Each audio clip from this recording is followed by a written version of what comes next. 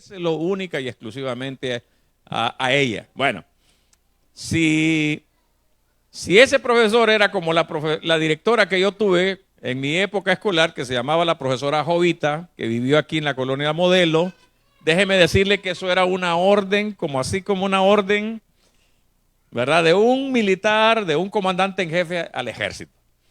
¿Por qué? Porque los padres depositaban esa confianza en los maestros. Yo recuerdo que cuando mi mamá me llevó a primer grado a la escuela, ya ustedes van a descifrar hace cuántos años tengo yo.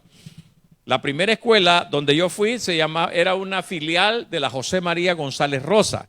Bueno, pero pensamos en la José María González Rosa, la que está ahí, ¿verdad? Aquí en la colonia Modelo.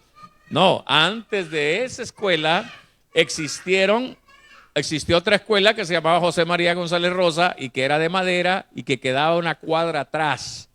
Pero no comencé ahí, porque había otra filial aquí en la colonia Las Vegas, donde está la Valenzuela, que se llamaba José María González Rosa. Ahí solo se estudiaban los primeros 2 grados, primero y segundo, era una filial.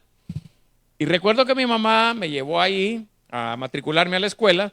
El primer día de clases, mi mamá se fue al aula de primer grado a conocer a la maestra y le dijo: profesora, quiero decirle de que si Marlon se porta mal, ya sabe, tiene el permiso para que le zampe.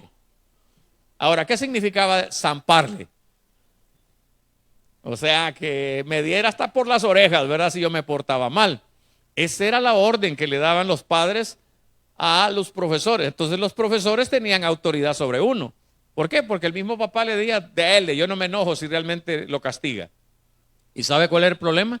Que si el maestro lo castigaba a uno, ya sea con regla o ya sea hincado o ya sea lo que fuera, y uno llegaba a la casa diciéndole que la profesora o el profesor lo había castigado, ¿sabe qué le decía la mamá? No, de balde no fue, ¿verdad? Es porque te portaste mal. Y entonces venía otra zampada en la casa. Así eran los papás y las mamás de aquella época, ¿verdad? Como Leonel lo compartía. Entonces el director de la escuela le dijo a Tomasito: Tomasito, llévele esta carta a su mamá, pero por favor no la abra. Tomasito, obediente, llegó a su casa, su mamá estaba sentada en la sala y le dijo: mamá, aquí te manda esta carta el director de la escuela. Y entonces dijo ella: qué extraño, ¿verdad? Pero ella, sentada ahí, abrió la carta, comenzó a leerla e inmediatamente las lágrimas comenzaron a rodar. O sea, la tristeza le embargó, ¿verdad? Y ella comenzó a llorar. Cuando Tomasito miró eso, le dijo: mami, ¿qué pasa? Mami, ¿por qué estás llorando? No, hijo, le dice, ¿verdad? No es nada. La verdad que es que se me metió un sucio en el ojo y eso me está haciendo lagrimear el ojo. Por eso yo estoy ahí llorando. Pero todo está bien, hijo, ¿verdad? Y entonces respiró hondo, tratando de componer su rostro delante de su hijo Tomás. Y entonces después le dijo: mire, hijo, quiero decirle algo. Fíjese que el profesor de la escuela que mandó esta carta dice lo siguiente, de que usted ya no va a tener que ir más a la escuela. Pero mami, ¿por qué? Porque su profesor dice de que usted es un niño tan inteligente, usted es un niño que realmente ya superó a sus maestros y ellos no le pueden enseñar absolutamente nada. No solamente es un niño inteligente, sino que es un niño brillante. Imagínense, ¿verdad? Lo que la mamá le dice a Tomasito, de que él es inteligente, de que él es muy capaz, de que realmente ya los maestros no le pueden enseñar absolutamente nada porque él todo lo sabe, lo que la escuela le puede enseñar. Y además que es un niño brillante, ¿verdad? Brillante. Imagínense qué padre o qué madre no se va a sentir orgulloso, ¿verdad? De que le diga un profesor así: no, verá, su niño es excepcional, es un talento nato, ¿verdad? Es un niño muy capaz, realmente este está diseñado para grandes cosas. Y entonces Tomasito dijo: bueno, ya no voy a ir más a la escuela. Y la mamá le dijo: ya no va a ir más a la escuela porque ahora en adelante yo le voy a enseñar a usted. Y así Tomasito comenzó en un sistema que en Norteamérica y en algunos países de Latinoamérica se llama homeschool. Se llama homeschool, que significa de que es escuela en casa. Los padres se convierten en tutores y maestros de sus hijos Esto sucede especialmente en lugares del campo remotos donde no hay escuelas y no hay maestros que puedan enviar. Un padre puede adoptar ese sistema que se llama homeschool, o sea, escuela en casa. El papá se convierte en el mentor, el tutor y el maestro de sus hijos. La mamá de Tomasito se convirtió en la maestra de Tomasito, ¿verdad? Tomasito creció y realmente, ¿verdad? Ya en su adolescencia, esa mente inquieta, esa mente curiosa, el hecho de estar armando y desarmando cosas, se dejó ver a temprana edad. Realmente el niño demostró realmente de que había mucha curiosidad, ¿verdad? No como a veces hay padres que dicen, este güero, que quién, ¿verdad? ¿Quién lo aguanta? Solo ahí anda tocando cosas, ¿verdad? Desarmando chunches ahí, ¿verdad? Y a veces queremos nosotros impedir esa curiosidad y ese deseo y esa pasión de estar armando y desarmando cosas o investigando, ¿verdad? Lo miramos a veces como un problema. Tomasito ya dio vestigios de eso. A sus 18 años ya realmente él estaba tratando de inventar cosas, ¿verdad? A sus 18 años, lamentablemente la mamá enfermó y la mamá murió ¿verdad? De Tomás, ya quizás más adelante, no tanto a los 18 años, pero ya cuando él era ya un inventor que ya estaba inventando cosas, murió la mamá de Tomás. Un día recogiendo las cosas de su madre en la casa de su madre, entonces Tomás entró a la habitación donde la mamá guardaba las cosas, ¿verdad? Un mueble donde ella guardaba las tarjetas de celebración, las pequeñas alhajas y también las cartas. Y resulta de que Tomás entró a la habitación, entró y miró las cosas de mamá y dentro de ellas encontró en una caja una serie de tarjetas y también encontró la carta que el profesor le había enviado en aquella oportunidad. Él rememoró, ¿verdad? Ese momento cuando su madre le dijo, hijo, tu profesor dice de que tú eres un niño tan inteligente, un niño tan capaz, que eres un niño brillante. Y entonces él tomó aquella carta ya toda María, ¿verdad? Del tiempo, y entonces quiso rememorar ese tiempo y comenzó realmente para descubrir cuáles fueron las verdaderas palabras del profesor para él. Y entonces abrió la carta y comenzó a leer. Y le decía, señora Edison, lamentablemente queremos decirle de que realmente ya no podemos tener a su hijo en la escuela.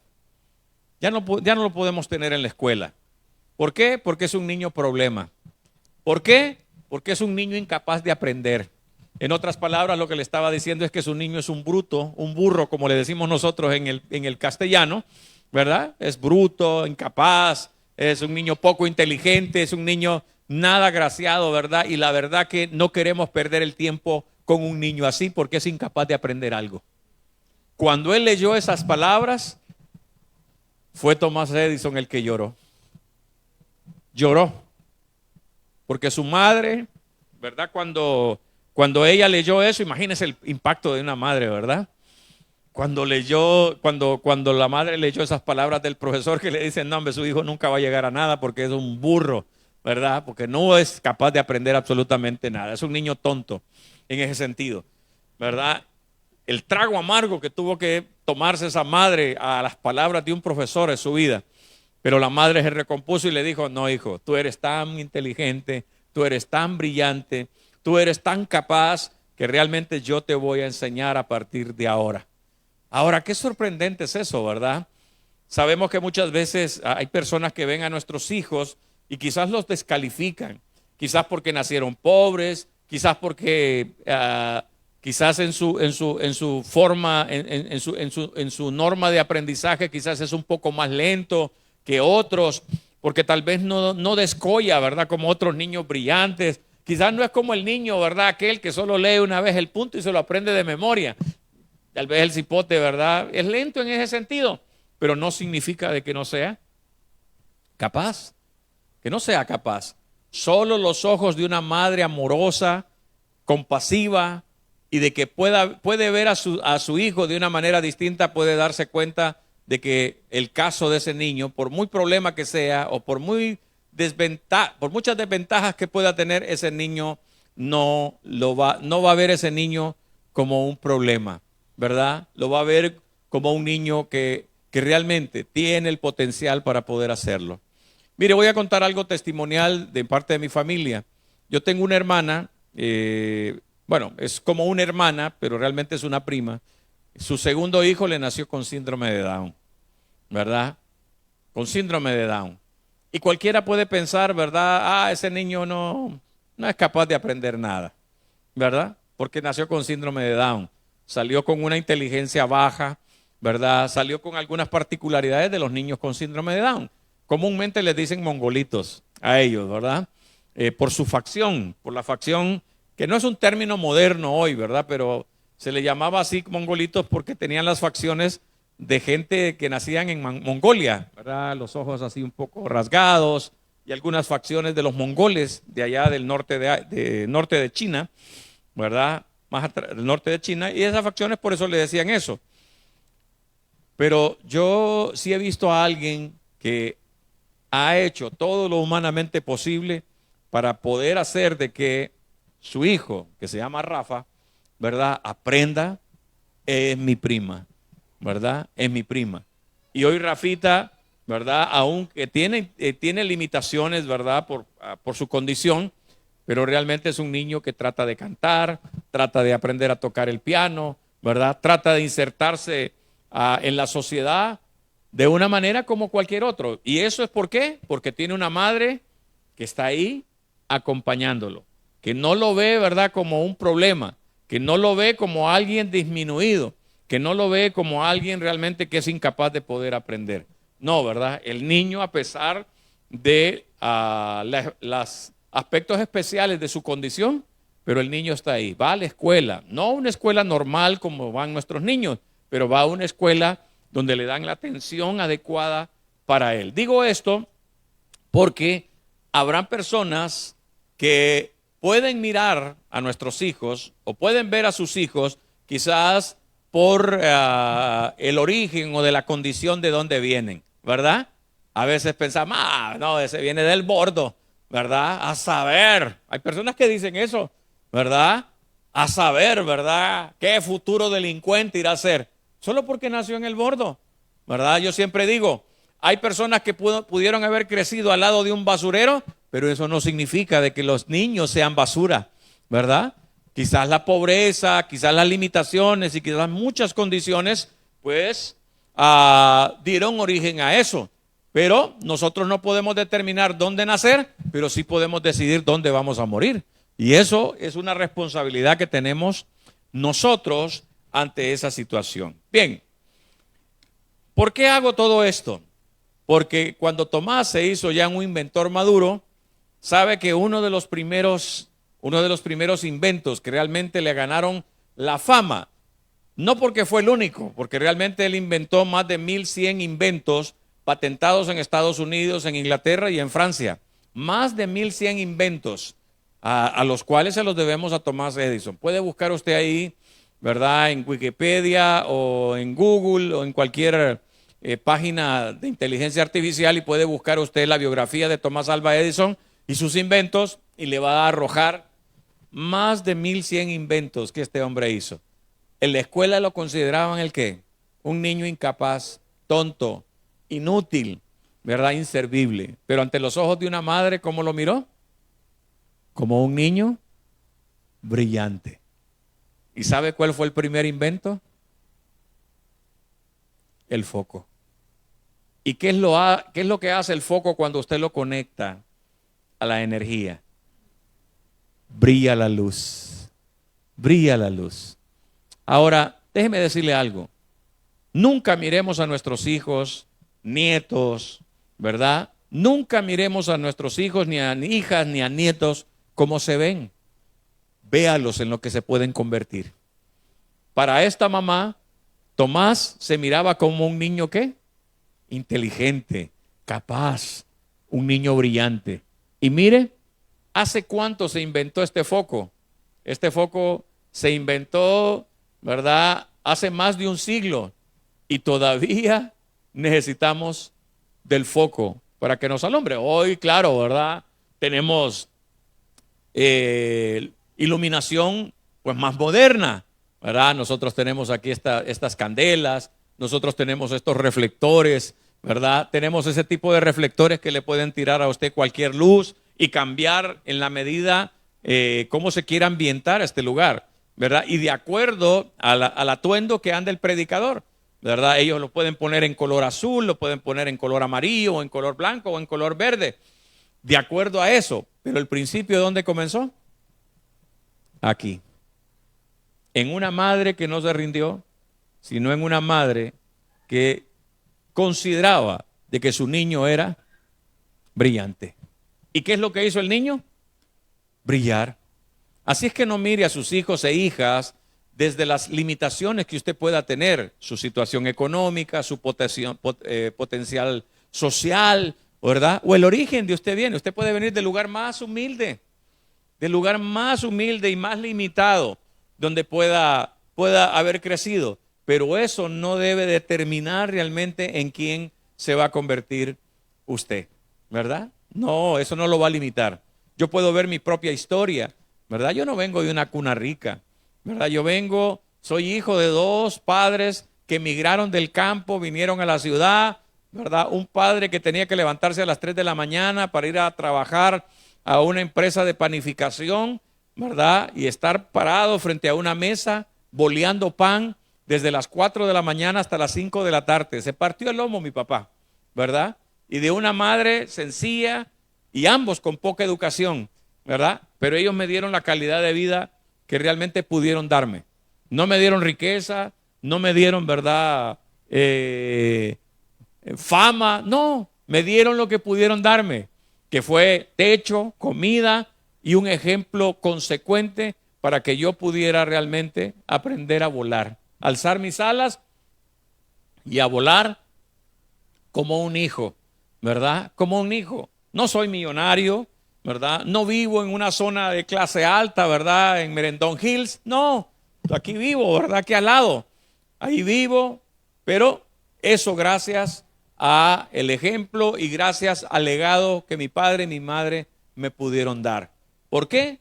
Porque realmente ellos no me vieron como yo me veía, ¿verdad? Así como decía el hermano Leonel, ¿verdad? Un cipote, patas chorreadas en calzoncillo, ¿verdad? Con la timba de fuera, como decimos nosotros, correteando, ¿verdad? Aquí en la colonia Las Vegas o correteando en la colonia Modelo. Yo me acuerdo que yo me iba, los padres de Leonel, ¿verdad? Cuando él era un niño y yo era un niño un poco mayor, yo me iba en solo calzoneta, descalzo, sin camisa, y me iba a guindar unos palos de almendro que tenía frente a la casa de Leonel, a juguetear, a hacer el mono ahí, en eso. Eso me acuerdo yo de la casa de doña Reina y don José. A guindar, ¿quién iba a decir, verdad, que ese cipote pelo amarillo, verdad, descalzo, chorreado, que se guindaba de esos palos, realmente iba a ser el pastor de los padres de Leonel y de los hijos de don José y de doña Reina? Solo Dios pudo determinarlo. Y gracias al esfuerzo y a la tarea de una madre que no se rindió, ¿verdad? No se rindió conmigo. Bien, ahora, ¿qué quiero compartir con ustedes? Quiero compartir con ustedes 3 principios acerca de cómo una madre puede impactar la vida de sus hijos. Cómo una madre puede impactar la vida de sus hijos. A la luz de la palabra del Señor hay un texto que me gustaría que lo leyésemos, que se encuentra en el primer libro de Samuel, capítulo 1.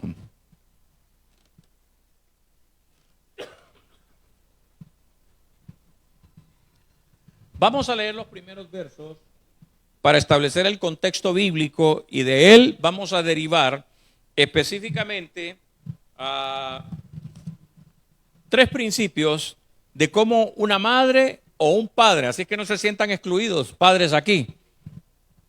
Por favor, tampoco los jóvenes solteros o los que están en vías de dejar la soltería, ¿verdad?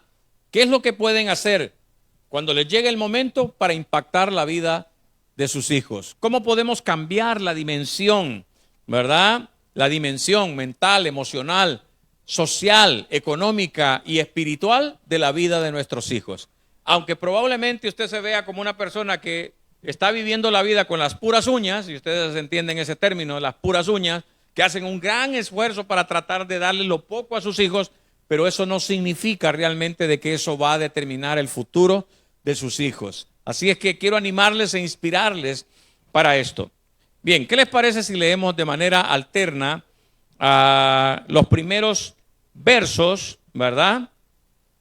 Primeros 6 versos de este pasaje. Es hermoso este pasaje. Bien, voy a leer el primer verso y ustedes leen el siguiente.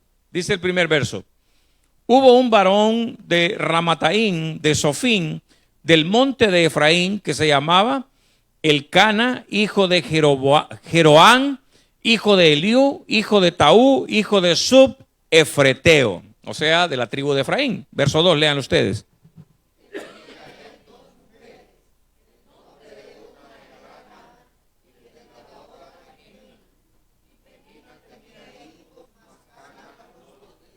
Ana no los tenía. Penina sí tenía, pero Ana no tenía. Verso 3. Y todos los años aquel varón subía de su ciudad para adorar y para ofrecer sacrificios a Jehová de los ejércitos en Silo, donde estaban 2 hijos de Elí, Ofní y Finés, sacerdotes de Jehová.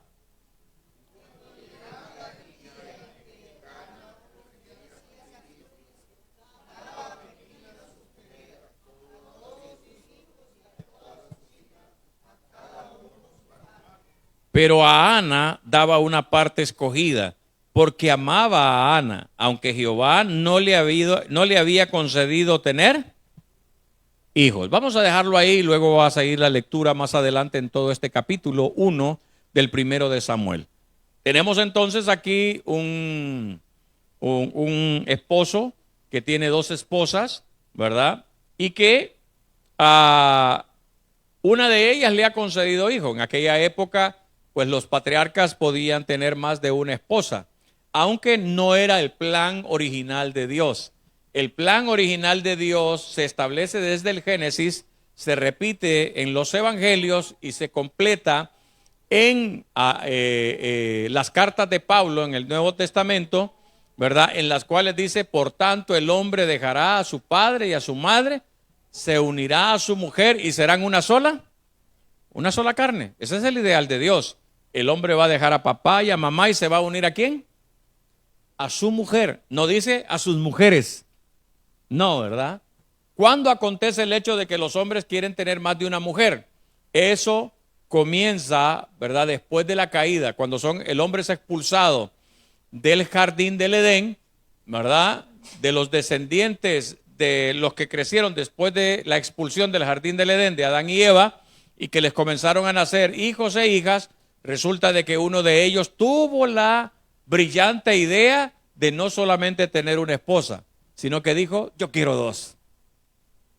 Y esto se fue degenerando hasta que un día, aparentemente el hombre más inteligente de la tierra, llamado Salomón, dijo: yo no quiero una sola esposa.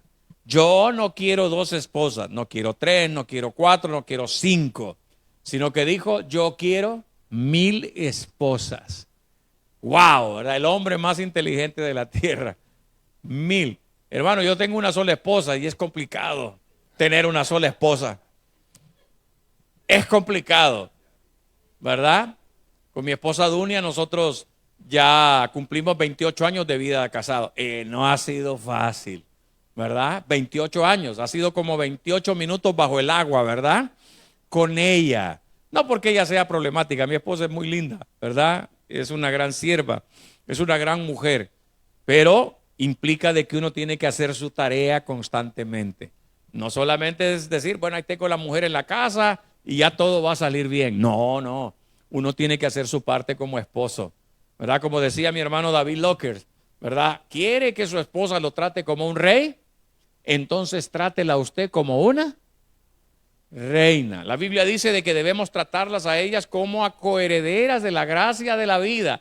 Como, ¿el qué? Como, ¿verdad? Vasija, ¿verdad? Como a vasija fina. Eso lo dice la Biblia en Primera de Pedro capítulo 3, que nosotros debemos cuidar a nuestras esposas como vasija fina. No como ese vaso todo rayado, ¿verdad? Y todo curtiente, ¿verdad? Que muchas veces uno tiene para beber agua en la casa. No, la esposa no debe tratarse como ese vaso plástico que se lo ganó en una sorpresa, ¿verdad? Por comprar, ¿verdad? Un mazo de cebollas le regalaron ese vaso, ¿verdad? Y es un vaso plástico todo raído, todo manchado y todo curtido. No, no debemos tratarlas a ellas como ese vaso, sino como, ¿el qué?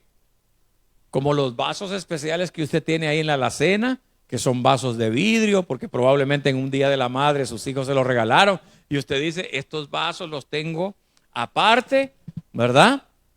Porque eso los vamos a ocupar en algún acontecimiento especial. Reciben una visita, ¿verdad? Sea un pariente, sea alguien, una cena especial, y usted saca la vasija, ¿verdad? Saca usted la vajilla, perdón, especial para un evento especial.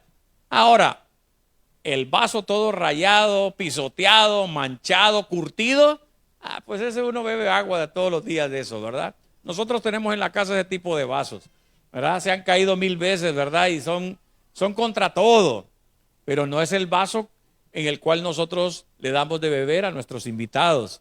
A nuestros invitados tenemos vasos especiales para ellos, ¿verdad? Vasos de vidrio, ¿verdad? Ahí muy bonitos. La Biblia dice que debemos tratar a nuestras esposas de esa manera. Bien, ¿cuáles son las lecciones que podemos aprender de esto? Las lecciones que debemos aprender son 3 a la luz de esta historia de Ana.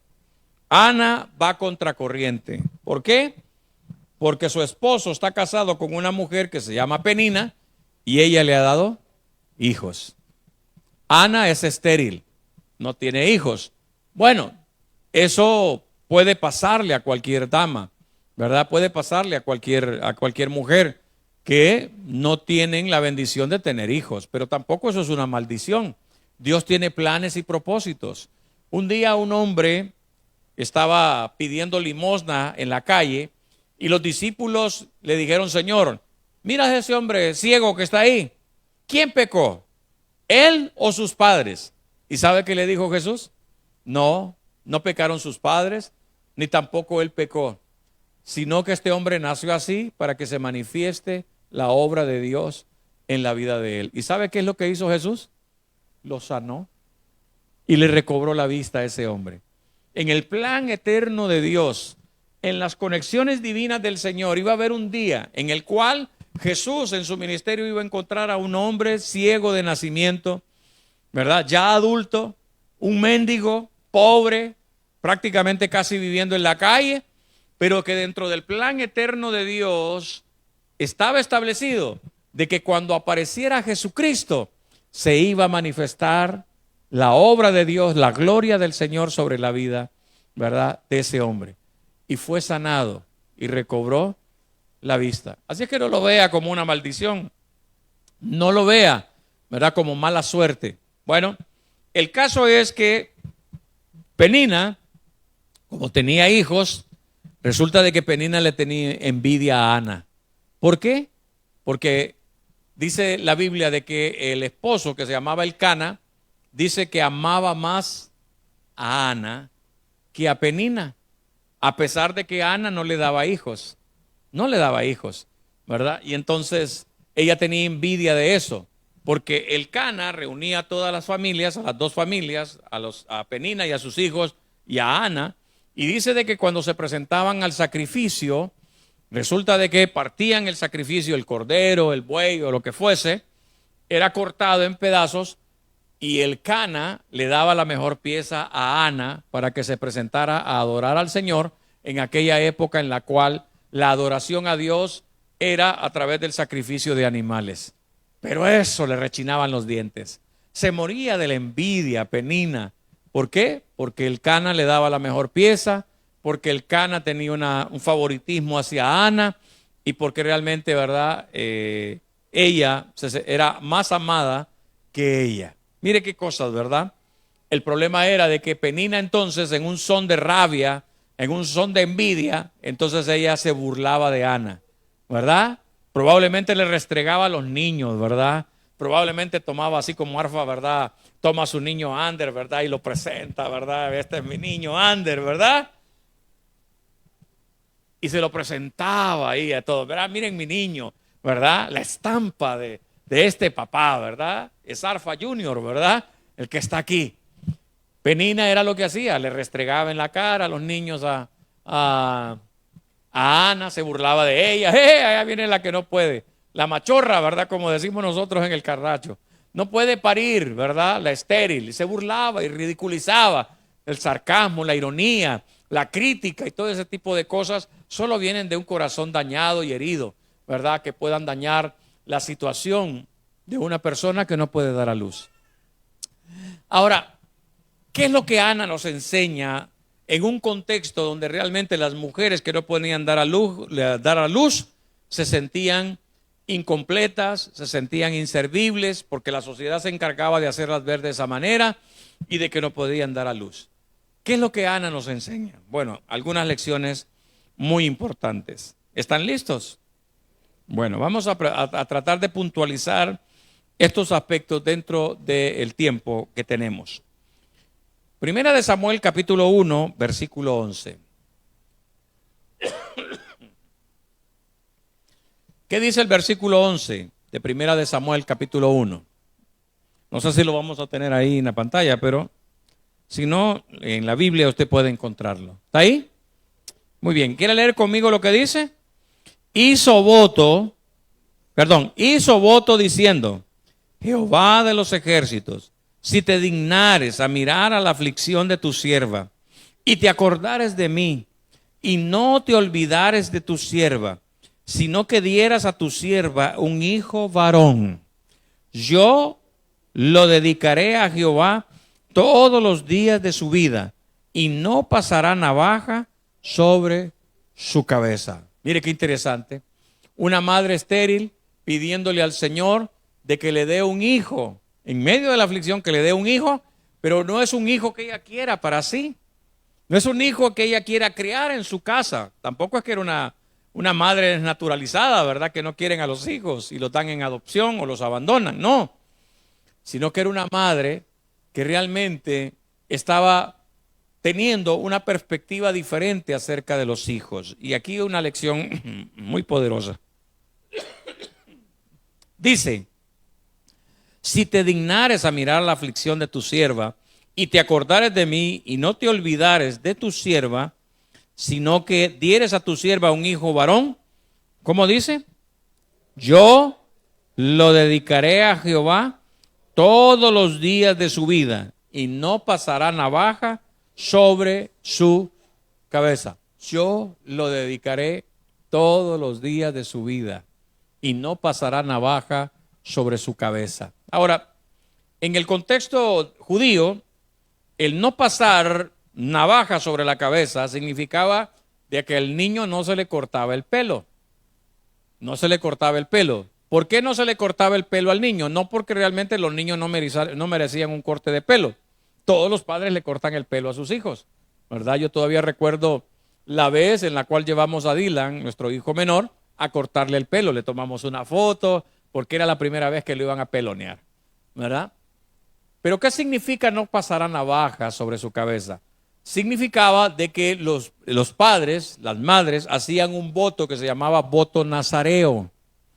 El voto nazareo era dedicar y consagrar a los hijos de tal manera de que nunca se le iba a cortar el cabello, porque ese era un voto de consagración y de dedicación exclusivamente al Señor, y a ese niño nunca se le iba a cortar el cabello.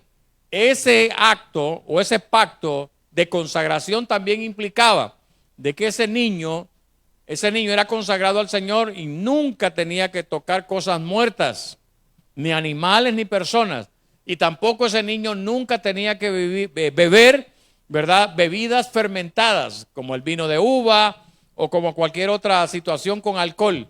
Ese niño estaba reservado y preservado para el Señor.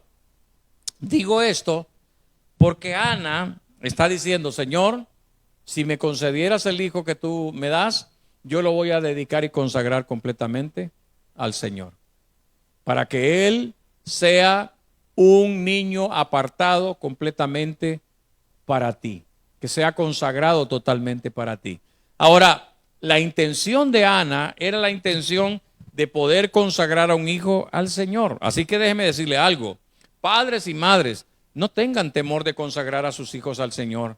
No tengan temor de procurar e impulsar a sus hijos para que realmente puedan vivir una vida piadosa, consagrada totalmente al Señor.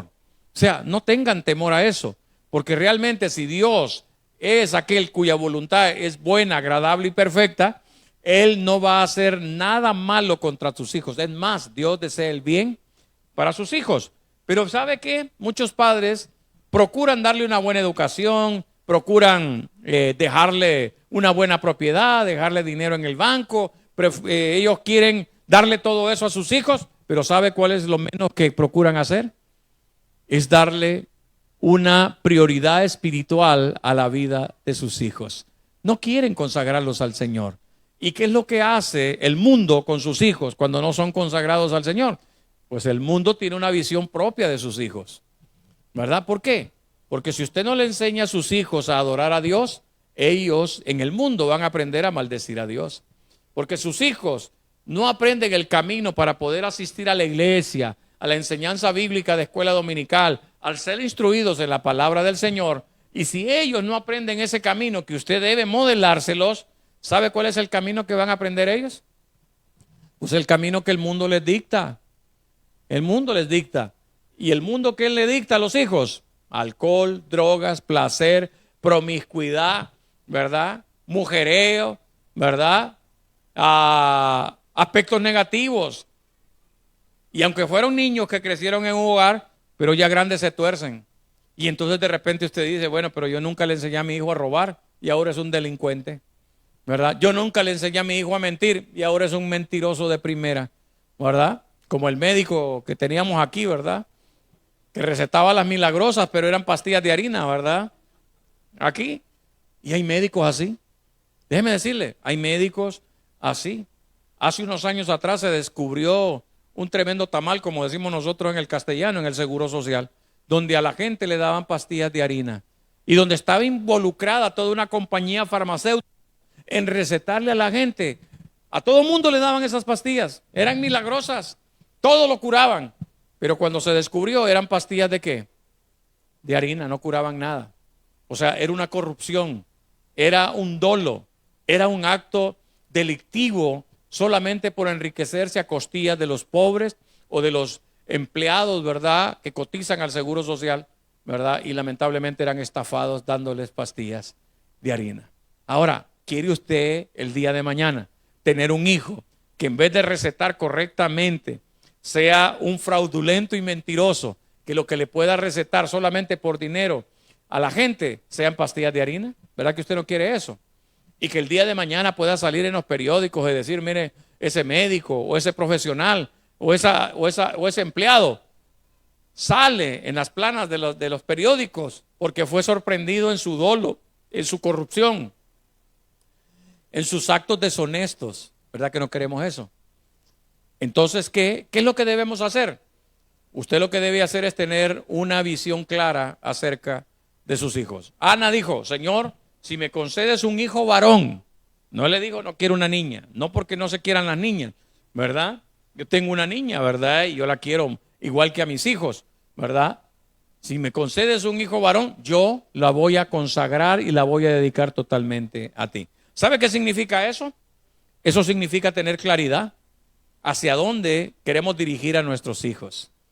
Un día una madre iba caminando con sus dos niños pequeños, ¿verdad? Y entonces un hombre que venía allá le dice, disculpe, le dice, ¿qué edad tienen sus niños? Entonces ella dijo, bueno, el ingeniero tiene 5. Y luego miró al otro niño y el doctor tiene 4. Ay, qué presunción de esta mujer, ¿verdad? Ingeniero de 5 años y médico de 4 años. ¿Sabe qué significa eso? No es presunción, eso es claridad. Claridad. A veces los padres tenemos la mentalidad de decir, ay, que se conviertan en lo que ellos quieran cuando sean grandes. No, no haga eso. No haga eso. Tráceles un camino a sus hijos. Tráceles un camino. Yo sé que cuando tengan mayoría de edad, ellos se van a dirigir hacia donde ellos quieran.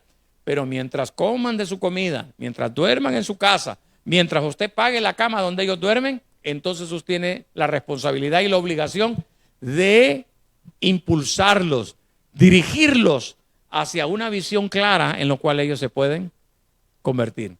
La mamá de Thomas Edison tenía claro lo que quería acerca de su hijo. ¿Sí o no? Sí, los maestros lo miraban a él como ¿quién? Como un niño problema, como un niño incapaz, poco inteligente, poco agraciado, desventajado con otros. Pero su madre, ¿cómo lo miraba? Como un niño inteligente, como un niño capaz, como un niño brillante. Y brilló cuando se convirtió en un hombre.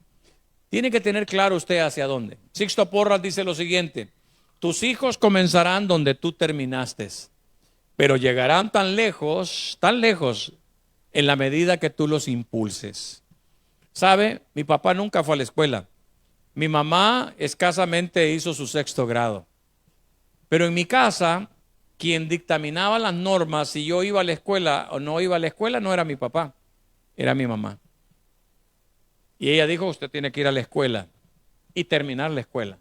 Cuando salí de la escuela, ¿sabe qué decía mi mamá? Aunque ella no tenía secundaria, ella dijo, usted tiene que ir al colegio. Al colegio. Yo no quería estudiar. No quería. Yo quería trabajar, ganar dinero, andar pagando y hacer cualquier cosa. Pero mi madre dijo, usted tiene que ir al colegio. Y mire, ahí la tuve. Hasta que a duras penas logré salir yo ¿verdad? Del colegio. Y cuando salí del colegio, ¿sabe qué hizo mi mamá? Usted tiene que ir a la universidad. A la universidad. No teníamos el dinero para ir a la universidad, pero ella dijo, usted tiene que ir a la universidad. Porque ¿sabe qué? La educación de sus hijos no es cuestión de dinero, es cuestión de claridad. Impúlselos, tráceles un camino, márqueles una dirección, ¿verdad? Y esté ahí empujándolos, porque llegará el día en los cuales ellos van a volar, pero van a volar de acuerdo a la visión que usted les plasmó a sus hijos. ¿Cuántos han tenido un solar baldío? ¿O cuántos tienen un patio baldío en su casa? ¿Cuántos? Que normalmente es de terraza, o sea, de tierra. Digo yo, déjelo un año así nomás. ¿Qué va a crecer en ese patio? ¿Qué va a crecer? Maleza, ¿verdad? Espinas, plantas no deseadas. Va a proliferar cualquier tipo de plagas y de animales en ese lugar. ¿Por qué? Porque no espere de que ahí van a crecer árboles frutales, salvo de que realmente algún pájaro haga su gracia y en su pupú, ¿verdad?, lleve una semilla de algún árbol frutal o de algo. Solo de esa manera. Pero naturalmente ahí no va a crecer árboles frutales. No va a ser el jardín del Edén, ese patio abandonado y descuidado. Ahí lo que va a crecer es la hierba que usted no desea. Digo yo, deje a sus hijos a la deriva. Ahí cuando tengan mayoría de edad que ellos se conviertan en lo que quieren hacer. Déjeme decirle algo. Naturalmente, la maldad de los hijos está ligada al corazón. No pretenda realmente de que sus hijos, cuando son expuestos a la deriva, al abandono y a que hagan lo que quieran, es que ellos se van a convertir en personas nobles, importantes o personas que brillan. No, van a brillar para las cosas malas. Van a brillar, ¿verdad?, para muchas cosas. ¿Por qué? Porque nosotros tenemos una naturaleza propensa hacia el mal. Hacia el mal. Sí. Entonces debemos tener ¿qué? Claridad. Márqueles el camino. Anímelos. Aunque usted no haya tenido educación, pero mándelos a la escuela. Impúlselos a la escuela. Y cuando salgan de la escuela, procure que vayan al colegio. Ya sea, ¿verdad?, por suficiencia, los fines de semana, o que vayan a la nocturna, pero guíelos, impúlselos, porque naturalmente uno no quiere estudiar, y lo digo por ejemplo propio, pero gracias a Dios tuve una mamá, y ahí la tuve, ¿verdad? Ahí la tuve impulsándome en ese sentido. ¿Qué más debemos aprender de Ana? ¿Verdad? Son madres que establecen a sus hijos en la palabra del Señor. Establecen a sus hijos en la palabra del Señor. ¿Qué dice Josué 1:8? Vamos a ver, ¿quién se acuerda de Josué 1:8? No, Josué 1:9 es esfuérzate. ¿Qué dice? Nunca se aparte de tu boca este libro de la ley, sino que harás conforme en él está escrito. Entonces harás prosperar tu camino y todo te saldrá bien. ¿Cómo puede traer prosperidad y bienestar a la vida de sus hijos? Establezcalos en la palabra del Señor. Establezcalos. Que realmente la palabra del Señor sea la norma de fe, de conducta y de práctica. Que la palabra de Dios sea el principio de vida sobre los cuales sus hijos son establecidos, ¿verdad? Que ellos aprendan los mandamientos del Señor, que ellos aprendan la palabra del Señor y que sean como lo dice el Salmo 1, versículo 2, ¿verdad? Sino que en la ley de Jehová está su delicia, ¿verdad? Y en ella medita de día y de noche y será como árbol plantado junto a corrientes de agua que da su fruto a su tiempo, su hoja no cae y todo lo que hace, ¿qué va a hacer? Prosperar. ¿Qué es prosperar, hermano Leonel?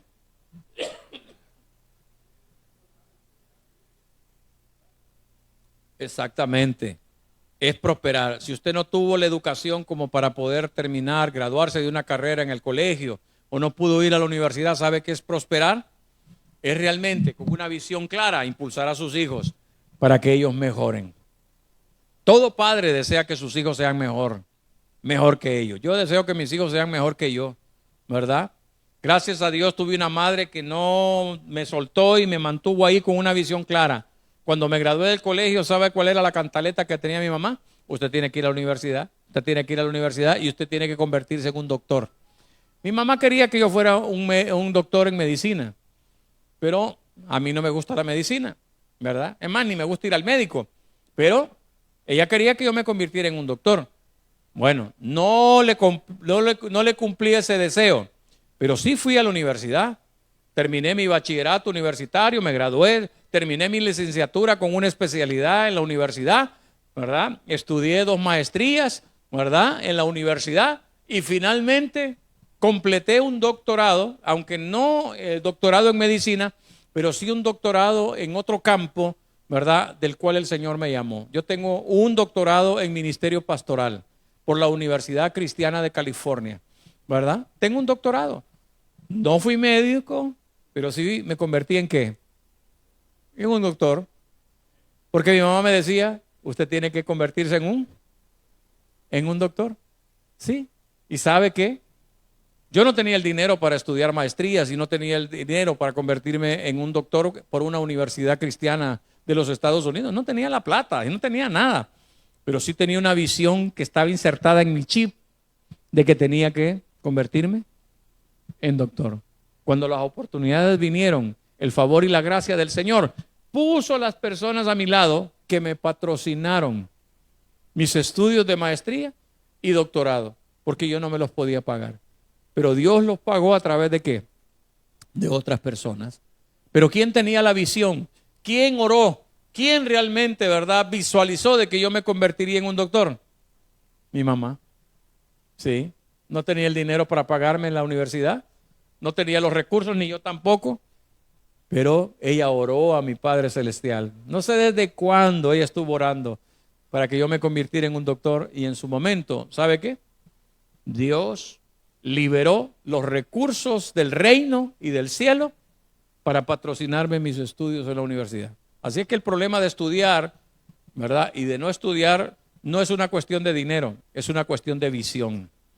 En su momento y en su tiempo. Quizás no ocurra de manera inmediata, pero va a ocurrir si realmente está plasmado en una visión personal y en una visión de futuro de la familia. Así es que no se desanimen, porque no tengan el recurso y porque no puedan. Hermano Freddy, no se desanime porque quizás no pueda patrocinar, ¿verdad?, los estudios completamente para que David pueda ir y estudiar, ¿verdad?, en una universidad privada. Probablemente va a tener que ir a la autónoma, pero no se desanime porque usted no le puede dar todo. Manténgase su fe, su oración y su confianza de que su Padre Celestial sí sabe dar buenas cosas a los hijos, ¿verdad? Y Dios lo va a respaldar en esa visión y Dios va a propiciar lo necesario para la vida de David, para que el día de mañana él se convierta. No sabemos en qué, ¿verdad? Probablemente un ingeniero civil o probablemente en un arquitecto. Imagine usted un maestro constructor y teniendo un hijo que sea un arquitecto, que sea un ingeniero civil. ¡Wow! ¿Verdad? Imagínense la compañía que podrían montar ustedes, ¿verdad? Si ese fuera el caso. Pero no sabemos en lo que va a estudiar David. Puede ser médico, puede ser mecánico industrial, puede ser cualquier otra cosa. O inventor, ¿verdad? No porque inventa perras, sino porque es un inventor de cosas extraordinarias, ¿verdad? Para la vida de ellos. Entonces, ¿es claro para ustedes eso? Pero primero, una visión clara. Segundo, ¿qué? Hay que establecernos. El principio primero es una claridad personal, ¿verdad? Una visión clara, visión personal. Lo segundo es establecernos en la palabra del Señor. Porque el que se deleita en la palabra del Señor será como un árbol plantado junto a corrientes de aguas, que da su fruto a su tiempo. Y todo lo que hace prosperará. ¡Wow! ¿Verdad? Probablemente, tomando el ejemplo aquí de David, probablemente él no se convierta en un profesional de la ingeniería civil o de mecánica o computacional o, ¿verdad? O lo que sea. Pero si es alguien que ha crecido en el temor, el amor y la obediencia del Señor y de su palabra, la vida de él será una vida fructífera. Así es. Él quiere ser comerciante. Dios va a prosperar y fructificar ese negocio, ¿verdad? Dios le va a dar la inteligencia financiera. Dios le va a dar la inteligencia espiritual para que él se convierta en un hombre que pueda dar frutos y que pueda realmente prosperar, así como dice el Señor en su palabra. ¿No quieren eso para sus hijos, madres? Padres que están aquí, ¿no quieren eso para sus hijos? Así es, ¿verdad? Así es. Bueno, déjeme decirle el último punto. Dice la Biblia de que Ana, al mirar su situación y su condición, ¿verdad? ¿Sabe lo que hacía? Lea conmigo los versículos 27 y 28 y con esto voy a cerrar para orar. 27 y 28 de primer libro de Samuel, capítulo 1. ¿Qué dice? Por este niño oraba y Jehová me dio lo que le pedí. Yo pues lo dedico también a Jehová todos los días que viva. Será de Jehová. Y adoró allí. Y adoró allí a Jehová. ¿Qué es lo que hacía Ana? Oraba. Antes de que naciera su hijo, ella estaba orando en el templo y decía: Señor, si me concedieres un hijo varón, yo lo dedicaré todos los días de mi vida, ¿verdad? Lo consagraré al Señor. Ese fue un milagro de oración. Entonces, ¿qué hacen las madres que impactan su mundo? ¿Qué es lo que hacen los padres que impactan el mundo de sus hijos? Son que oran por sus hijos. A veces los padres regañamos a los hijos, a veces los padres insultamos a los hijos, a veces los padres denigramos a los hijos, a veces los padres, ¿verdad?, humillamos a los hijos con nuestras palabras. Pero quiero decirle lo siguiente. Yo creo que las mejores palabras que usted puede decir a sus hijos sea que usted los levante delante del trono de la gracia del Señor. Hay un hombre que tiene un ministerio extraordinario en los Estados Unidos, él se llama Patrick Morley. Ha escrito varios libros, uno de ellos se llama El hombre frente al espejo. Él se convirtió en un empresario y se convirtió en un conferencista extraordinario. Hoy realmente es un hombre inspirador para desafiar a hombres, no solamente al tema de la masculinidad, sino también al tema de la paternidad y de cómo ser padres que realmente marquen la diferencia en la vida de sus hijos. Pero ¿sabe qué dice Patrick Morley? En uno de sus libros dice que si hay algo que él se recuerda de su niñez viviendo en la casa de sus padres, fue precisamente en las mañanas, antes de irse a la escuela, él pasaba por el cuarto de su papá y su papá podía escucharlo ahí entre la puerta abierta, arrodillado en su cama, intercediendo por Patrick o por él y diciendo: Señor, yo oro por la vida de Patrick. Te pido, Señor, que tú puedas revelarle tu plan y tu propósito. Haz de él un hombre que realmente marque la diferencia. Haz de él, Señor, un instrumento en tus manos. Señor, haz de él realmente a alguien que marque la diferencia en este mundo. No digo que Patrick Morley fue un hombre perfecto. Cometió tantos yerros, experimentó tantos fracasos en su vida. Pero hoy es alguien que está marcando la diferencia. ¿Y sabe por qué? Porque hubo un padre que oró para que él se convirtiera en un instrumento en las manos de Dios. Padres y madres, quiero animarles y motivarles en esta noche para que suban, se presenten delante del trono de la gracia y puedan levantar en oración la vida de sus hijos y decir: Señor, aquí están mis hijos e hijas. Te pido, Señor, que haz de sus vidas que sean instrumentos en tus manos, que sean una fuente de bendición para nuestra casa y nuestra familia, que realmente ellos puedan hacer la diferencia en esta sociedad donde nosotros vivimos y que realmente hay tanta maldad, pero que ellos puedan florecer y crecer como esas personas que van a impactar su mundo y a las generaciones futuras. ¿Está orando ese tipo de cosas? ¿Está pidiendo al Señor? Si no lo está haciendo, yo quiero animarle, ¿verdad? Y desafiar a Arfa y a Bere, ¿verdad? Que tienen aquí a su bebé en brazos, ya pronto estará cumpliendo 1 año. Pero que oren por Ander y que puedan estar orando. No para que sea un hombre famoso, no para que sea, ¿verdad?, un jugador profesional de primer nivel y que juegue en el Real Madrid, ¿verdad? Que juegue en el Barcelona. El Real España, ¿verdad, hermano Carlos? Ahí sí, ¿verdad? Ahí sí. No, sino que realmente sea alguien que sea un instrumento en las manos de Dios. ¿Sabe? Hay cosas que quizás no podamos hacer nosotros, pero Dios sí puede hacerlas. ¿Sabe por qué? Porque para Dios no hay nada imposible.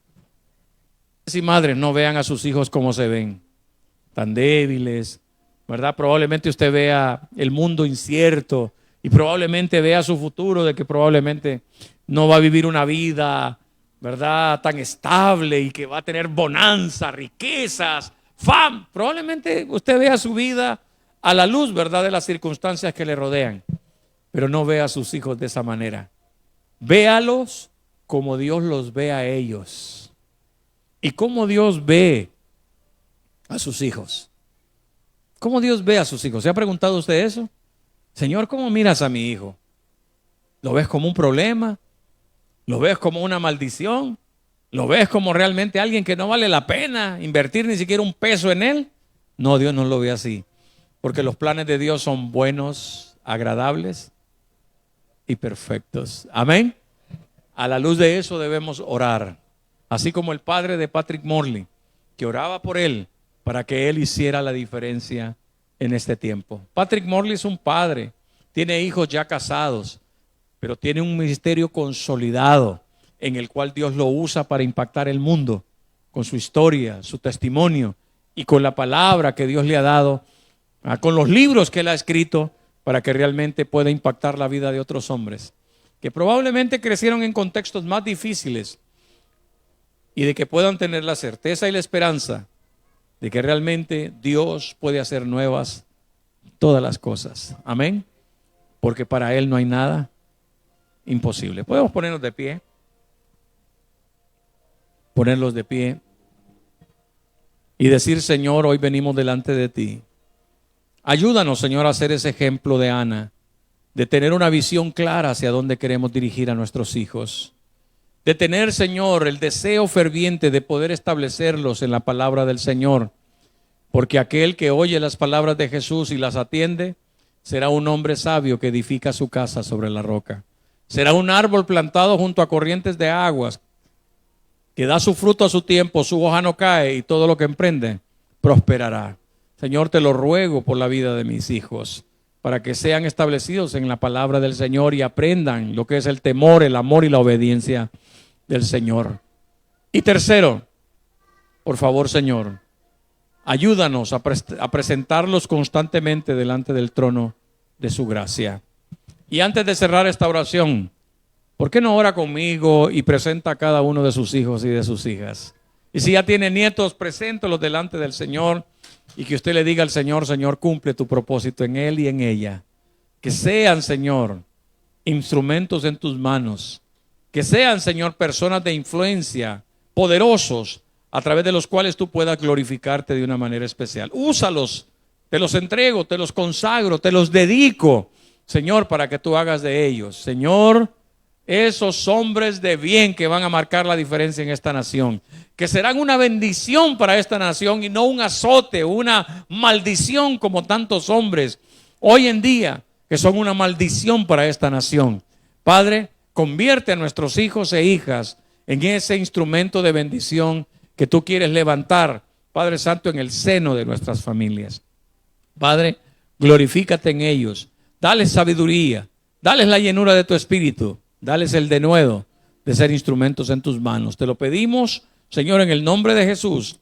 Los bendecimos, los cubrimos con nuestras oraciones y te pedimos que hagas de ellos lo que tú quieres que ellos sean, Señor. Ayúdanos no a verlos como se ven, sino en lo que se convertirán en tus manos y en tu propósito. Desde ya los bendecimos. Y aún estos jóvenes solteros algún día serán padres y madres, que ellos puedan orar en esa dirección de saber que el fruto de sus vientres, el fruto de sus entrañas, sean instrumentos de bendición en tus manos. Los consagramos y los dedicamos totalmente a ti, en el nombre de Jesús. Y todos decimos amén. Bendecimos el nombre de Jesús. Amén. Le damos palmas.